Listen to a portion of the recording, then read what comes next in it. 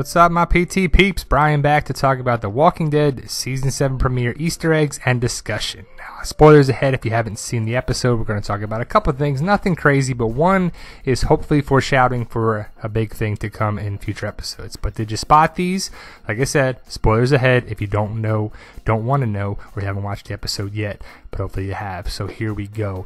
Basically, have you seen the very ending? This is the what to be flash something, whatever you want to call it. There, did you see the dinner table? So you saw the spaghetti. That was for Herschel. Spaghetti Tuesdays every Wednesday. The baby bump was Sasha. The baby she'll never have with Abraham. Now, what else did you see? The people were like, did you see Judith? Yes, Judith was there. Happened very fast. She's right there with the cowboy hat. With Carl's hat. That's older Judith. You know, she's aged a little bit on the show. Now, how about this? It's a video that you need to watch it in real time, but we just have some still shots of it here. It's basically Morgan. There's 4 or 5 candles. I can't tell if it's 5. I would love it to be 5 for the Atlanta 5, but he puts out 2 candles. It's probably just 4 candles, but because only Glenn died of that. So there's the link there. We'll put it in the description. You have to watch it in real time, but he puts out 2 candles for it. Yeah, their shift is over, so it's kind of tough to watch that with knowing that 2 victims died and everything. It's a nice touching moment. Definitely check out that. We'll put the link in the description. How about the opening credits? Did you see The Walking Dead, like when the names come up, like Stephen Yeun at the pocket watch? I think Michael Cutlass, his name was by like the cross with the little shoes hanging. How about Jeffrey Dean Morgan's? Did you see this? Did you see the bat? Of course you saw the bat. Did you see the iron in there? Yes, I'm going with that's an iron. I'm going with that is the iron for those who know about the comic book stuff. The iron is a big deal. It is Negan's way to maim you, to scar you, to make you remember to not cross him. It's basically that. We'll see. He's doing it to Mark in the comic, but on the show, in a flashback most likely, we'll have to see it on Dwight. And if you watch the San Diego Comic-Con trailer, at this point of the trailer, it says, when iron meets flesh.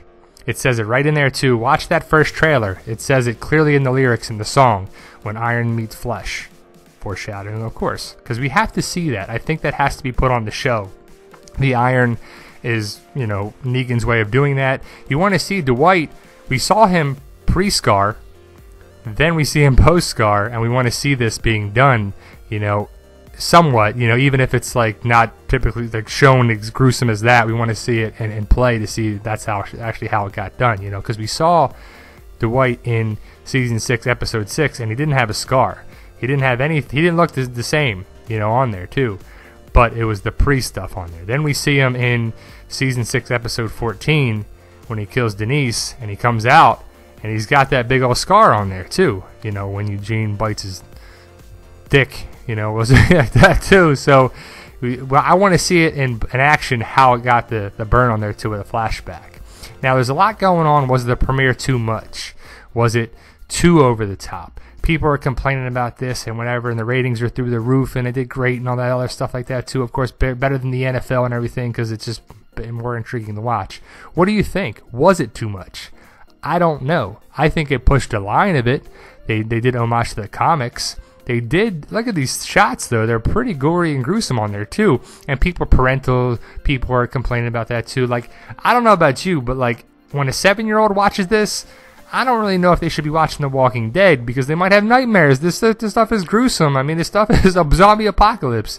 Abraham's isn't that bad. Glenn's was far worse, by far. But, you know, the body just laying there without a head and all bloody and everything, too, while he makes Rosita look at the bat being a bully and everything there, too. You know, it's tough to watch. It is gruesome. They pushed the limit on there, too. But it's a dark, scary, gruesome thing they're trying to do here. They're making you trying to fear Negan. I mean, look at the brain flap, soft tissue flap, whatever he's got of Glenn, you know, the blood, the bones, just laying there. It's a lot. I can understand why people are upset or whatever like that too, but I mean, you got to pick who's watching the show. I mean, I don't know. It's supposed to be this. It's supposed to be that way too, and I think they did a great job representing that and the gruesomeness on there too, you know, so I don't know.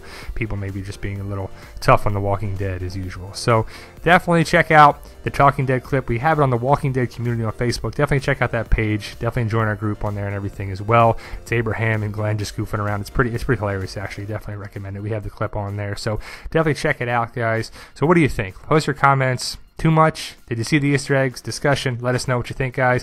Like, share, subscribe. Subscribe to the channel to get more videos. You guys are awesome. Let us know what you think. And as always, thank you for watching, guys.